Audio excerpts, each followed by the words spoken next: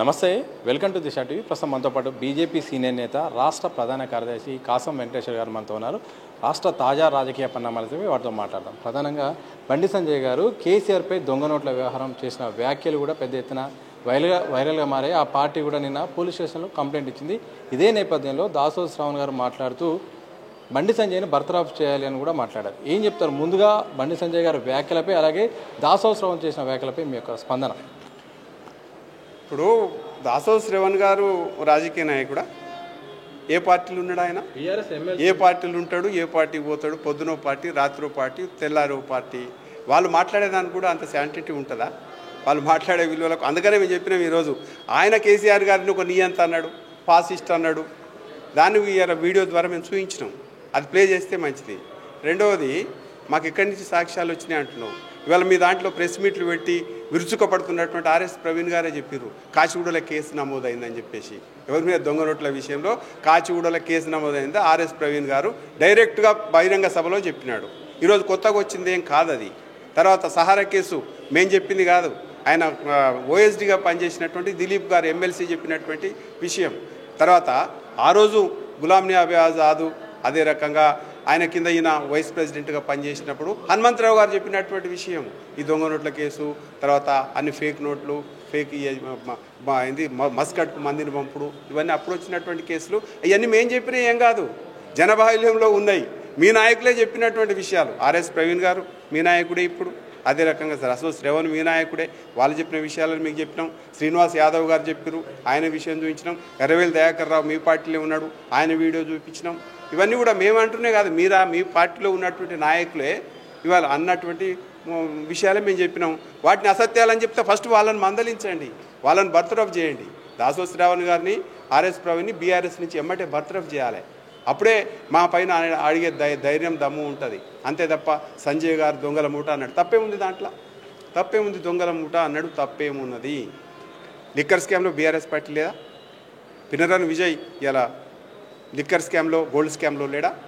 ఆప్ jail పోయి రాలేదా Arvind Kejriwal liquor స్కామ్లో? అదే రకంగా ఇప్పుడు ఉన్నటువంటి ఆమె కనిమొలి జైలు పోయి రాలే? డిఎంకే పైన మెడ పైన కత్తి వేలాడుతుంది అలా లిక్కర్ స్కామ్. ఈడీ ఆల్రెడీ స్పష్టం చేసింది. వీళ్ళందరూ కలిసి ఇవాళ ఒక్కతాడ కూడి వాళ్ళ ఎగ్జిస్టెన్స్ కోసం ఉనికికి ప్రమాదం వస్తుంది కాబట్టి ఇవాళ డీలిమిటేషన్ అసలు ఇంతవరకు ఏం ముందలకే జరగలేదు. ఆ డీలిమిటేషన్ మీద ఇష్టానుసారంగా మాట్లాడుతున్నారు. అసలు విధి విధానాలు రాలేదు, పార్లమెంట్లో చర్చ జరగలేదు, క్యాబినెట్లో చర్చ జరగలేదు. నువ్వు డీలిమిటేషన్ గురించి ఇష్టానుసారంగా మాట్లాడుతూ ఉన్నావు. ఏంది? ముస్లిం మైనారిటీస్కి ఏమన్నా ఇవ్వాలా 700% పెరిగిరు, హిందూస్ అంత శాతం పెరగలేదు అంటే ముస్లిమ్స్కి వేరే వాళ్ళని అడగండి. ముస్లిమ్స్ 700% ఎందుకు పెరిగిరు, హిందువులు ఎందుకు 2% పెరిగినరు, దీనికి ఏంది తేడా ఏందో దాని గురించి అడగండి. ముస్లిమ్స్ ఎందుకు ఇది తప్పు, ఎన్ఆర్సీని యాక్సెప్ట్ చేద్దాం, అందరికి ఒకే చట్టం అమలు చేద్దామని చెప్పేసి అనండి. దాని గురించి మాట్లాడరు. ముస్లిమ్స్ పెరిగిన దాని గురించి మాట్లాడరు, హిందువులు తగ్గిన దాని గురించి మాట్లాడుతూ ఉంటారు. ఇదెక్కడ న్యాయం? కాబట్టి మీరంతా సెక్యులర్ పార్టీలే కావు మీరంతా కూడా ఓట్ బ్యాంక్ రాజకీయాలు చేస్తున్నారు, విభజన రాజకీయాలు చేస్తూ ఉన్నారు. ఇది సరైన విధానం కాదు. దక్షిణ భారతదేశం అని ఓడు అంటాడు, ఉత్తర భారతదేశం అంటాడు. గంగుల కమలాకర్ అంత దమ్ముంది. దక్షిణ భారతదేశం చేసే ఉద్యమం అంటే భారతీయ జనతా పార్టీ దేశభక్తులను కోరుకుంటారా? ఈ తుకుడే గ్యాంగ్లు అందరినీ కాల్చి చంపుతారు. ఎక్కడో మీరు చాలా దూరంగా ఆలోచన చేస్తూ ఉన్నారు. దుర్మార్గంగా ఆలోచన చేస్తే దేశభక్తులు ఎవరు ఊకోరు. డీలిమిటేషన్ మీద మాట్లాడితే దక్షిణ భారత నేతలపైన దాడులు జరిగే అవకాశం ఏమన్నా? డీలిమిటేషన్ మీద మాట్లాడండి, న్యాయం గురించి అడగండి. కానీ ఉద్యమం దక్షిణ భారతదేశం సపరేట్ దేశం, ఉత్తర భారతదేశం సపరేట్ దేశం, నార్త్ ఈస్టర్న్ సపరేట్ దేశం, విభజన రాజకీయాలు కాంగ్రెస్ పార్టీ చేసింది. ఇప్పుడే ఒకసారి నష్టపోయినాం, పాకిస్తాన్ ఇండియాగా విడిపోయినాం. మళ్ళీ ఒకసారి దేశాన్ని ముక్కలు చేయాలి, నాశనం చేయాలంటే చూస్తూ ఎవరు ఊరుకోడు. నువ్వు డీలిమిటేషన్ గురించి బీహార్ ఎంత పెరిగిందో తెలంగాణ అంత పెరిగింది. ఇవాళ బీహార్ ఎంత పెరిగిందో కేరళ అంత పెరిగింది జనాభా. ఇవాళ తమిళనాడు ఒకటి తగ్గింది. దాని గురించి ఆల్రెడీ అమిత్ షా గారు చెప్పిండ్రు, ఎక్కడ కూడా తగ్గించాం, ఉన్న సీట్ల కంటే అన్ని రాష్ట్రాల్లో పెరుగుతాయి అని చెప్పేసి. ఇంకెందుకు అనుమాన పడుతూ ఉన్నాం? ఇప్పుడున్న రేషియో ప్రకారమే పెంచుతామని చెప్పేసిండ్రు. అట్లా కాకుండా మీరు ఇష్టానుసారంగా ప్రజలలో ఒక రకమైనటువంటి విభజన రాజకీయాలు చేసి మేము ఇలా పబ్బం గడుపుకోవాలంటే ప్రజలంతా పిచ్చోళ్ళు కాదు. మీకున్న ఉద్దేశం? ఎందుకంటే డీలిమిటేషన్పై వరుసగా దక్షిణాది సమావేశం నిన్న తమిళనాడు జరిగింది, రేపు తెలంగాణ హైదరాబాద్ వేదిక కూడా సమావేశం జరగబోతుందని వాళ్ళు ప్రకటించారు. ఎందుకు ఇంకా ప్రక్రియ ముందే అడ్వాన్స్గా ఇలాంటి కార్యక్రమాలు జరుగుతుంది, దీని వెనుక ఏం జరుగుతుందని మీరు అనుకుంటున్నారు? ఏమంటున్నాం అంటే డిఎంకేకు ప్రజలలో వ్యతిరేకత వచ్చింది, ఇలా కాంగ్రెస్ పార్టీకి ప్రజల్లో వ్యతిరేకత వచ్చింది, టీఆర్ఎస్ పార్టీ కనుమరుగైపోయింది, ఎంఐఎంను సంకనేసుకున్నారు. ఆడ సిపిఎం పార్టీ స్థితి అంత మంచిగా ఏం లేదు, ఓటు బ్యాంక్ రోజు రోజు తగ్గుతూ ఉంది. మళ్ళీ ఏం చేయాలి, బీజేపీ ఇక్కడ బలం పుంజుకుంటా ఉంది. దీన్ని గడ్డుగట్ట వేయాలంటే ఏదో ఒకటి ఇష్యూని తీసుకురావాలని చెప్పేసి వీళ్ళు కలలు కంటా ఉన్నారు. కానీ భారతీయ జనతా పార్టీ ఎట్టి పరిస్థితుల్లో ఏ దక్షిణాది రాష్ట్రాలు కానీ ఉత్తరాది రాష్ట్రాలు కానీ ఈశాన్య రాష్ట్రాలు కానీ అన్ని సమానం, ఎక్కడ కూడా ఇష్టానుసారంగా చేయడానికి లేదు. ఒక రాజ్యాంగం ఉంది, రాజ్యాంగం ప్రకారమే చేస్తాం అంతే తప్ప ఇష్టానుసారంగా ఎవరు చేయడానికి వీలు లేదు. ఇంతకుముందు ప్రాసెస్ కాంగ్రెస్ పార్టీ ఎట్లా చేసిందో ఈ డీలిమిటేషన్ ప్రాసెస్ మేము కూడా అదే పద్ధతి ప్రకారం చేస్తాం అంతే తప్ప మాకంటూ ఒక విధానం ఏమి ఉండదు. దాంట్లో రాజ్యాంగం ఎట్లా చేసిందో డీలిమిటేషన్ 20 సంవత్సరాలకు ఒకసారి అదే ప్రకారం చేస్తాం. దానికి సంకలెత్తు గుద్దుకుంటారు. మీరు చెప్పాల్సినటువంటి పార్లమెంట్ ఫోరం ఉంది కదా, అక్కడ మాట్లాడండి, లేకపోతే క్యాబినెట్ మీటింగ్లో నిర్ణయం అయినప్పుడు మాట్లాడండి, విధి విధానాలు వచ్చినప్పుడు మాట్లాడండి. అంతే తప్ప బురద జల్లి ఇవాళ ప్రజలలో అపోహలు సృష్టించి దక్షిణ భారతదేశం ఒక ఉద్యమం, ఉత్తర భారతదేశం ఉద్యమం అని చెప్పి దేశాన్ని విభజించాలని చూస్తారా? ఈ ఆటలు సాగవని చెప్తా ఉన్నాం.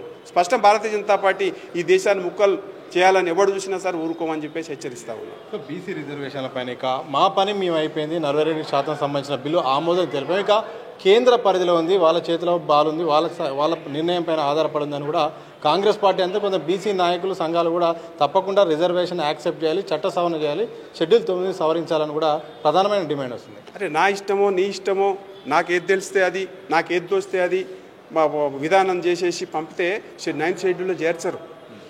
అది ఎప్పుడు కూడా నువ్వు రాజ్యాంగానికి వ్యతిరేకంగా మాట్లాడుతున్నారు. ఆల్రెడీ 50% రిజర్వేషన్ ఎక్సీడ్ కావద్దని ఒకవైపు కోర్టులలో కేసులు ఉన్నాయి. బీహార్లో కులగణన చేసేసి పంపితే అది ఆపేసింది కోర్టు. ఇవాళ మీరు ఒకటేసారి ఏం చేస్తున్నారు, మైనారిటీస్కు 10% బీసీలలో కలిపి ఇలా బీసీలను మోసం చేసేటువంటి ప్రయత్నం చేస్తూ ఉన్నారు. బీసీలలో 10% కలిపి బీసీల యొక్క రిజర్వేషన్ని తగ్గిస్తారా? లేకపోతే 50% ఎక్సీడ్ కావద్దు కదా, ఈ మైనారిటీస్ని కలిపి ఎస్సీ రిజర్వేషన్స్ తగ్గిస్తారా? మైనారిటీస్ని కలిపి ఎస్టీ రిజర్వేషన్ తగ్గిస్తారా? కాంగ్రెస్ పార్టీ చెప్పమనండి. 9th షెడ్యూల్లో చేర్స్తామని ఎందుకు మాట్లాడుతూ ఉన్నారు? కోర్టు దాన్ని యాక్సెప్ట్ చేసింది. మీరు కోర్టు ఎట్లా యాక్సెప్ట్ చేస్తుందో చేయండి.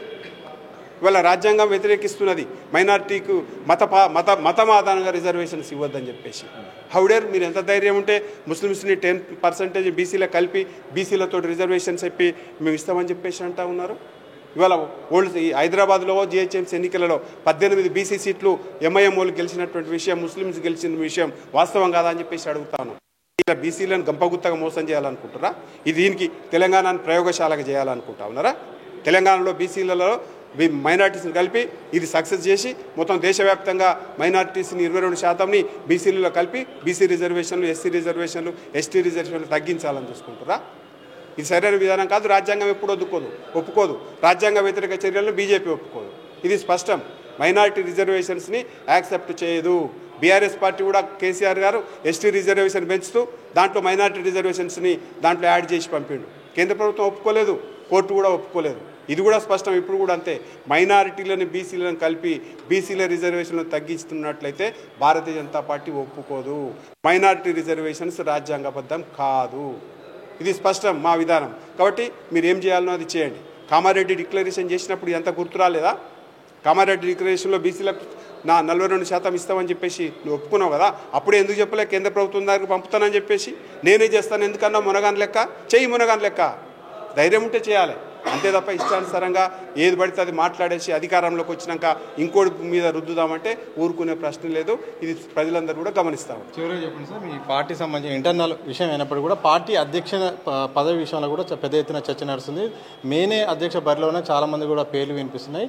దీనికి కొలిక్కి వచ్చే అవకాశం ఉందా? అలాగే అధ్యక్ష రేసులో కాసం వెంకటేశ్వర పేరు కూడా వినిపిస్తుంది. ఏం చెప్పదలుచుకున్నారు? భారతీయ జనతా పార్టీకి ఒక విధానం ఉంటుంది. ఇది కేంద్రం నిర్ణయం తీసుకోవాల్సినటువంటి అంశం. ఇక్కడ ఉన్నటువంటి వాళ్ళతోటి వైడర్ కన్సల్టెన్సీ చేసి కేంద్ర పార్టీ ఒక నిర్ణయం తీసుకుంటుంది. ఆ నిర్ణయం సముచితమైనటువంటి సమయంలో వెల్లడిస్తుంది. ఇది ఇష్టానుసారంగా పేపర్లో రాయించుకోవడము, ఈ వీడియోలు పెట్టించుకోవడము, ఇదంతా సోషల్ మీడియా యుగం కాబట్టి ఎవరిదాలు చేసుకుంటున్నారు. కానీ అది వాస్తవంగా కేంద్ర పార్టీ నిర్ణయం చేస్తుంది. ఎవరైతే అవసరం తెలంగాణకు వచ్చేసారి అధికారంలోకి రావాలంటే ఎవరి సేవలను ఉపయోగించుకోవాలి, అదన్నీ ఆలోచన చేసి బేరేజ్ వేసి ఇవాళ పార్టీ నిర్ణయం చేస్తారు తప్ప నేను అనుకుంటేనో ఇంకోళ్ళు అనుకుంటేనో ఎవరు కూడా కేంద్ర పార్టీ చెయ్యదు. వాళ్ళు ఎవరిని చేయాలనుకుంటారో వాళ్ళని చేస్తారు.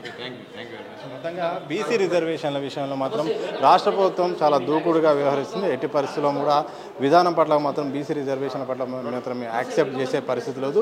ముస్లింలను దాంట్లో కలిపి చాలా తెలివిగా వ్యవహరిస్తున్నారు. ఇది సరైనది కాదు. అలాగే డీలిమిటేషన్ విషయంలో దేశాన్ని 2 ముక్కలుగా చేస్తే మాత్రం ఎవరిని వదిలిపెట్టేలేదు, తప్పకుండా వాళ్ళకు మద్దతు ఇచ్చేలేదు. ఇక అది సరైన పద్ధతి కాదు. కావాలంటే ఏమైనా కేంద్రం నుండి రావాల్సిన విషయాల్లో మనం అడిగితే తప్పకుండా చేస్తాం తప్ప ఇలా దేశాన్ని ముక్కలు చేసే చర్యలను బీజేపీ మాత్రం సహకరించదని కూడా కాసం వెంకటేశ్వర్లు గారు బీజేపీ సీనియర్ నేత స్పష్టం చేసిన సందర్భం చూడవచ్చు. కెమెరా పర్సన్ వంశీతో సతీష్ దిశ టీవీ హైదరాబాద్.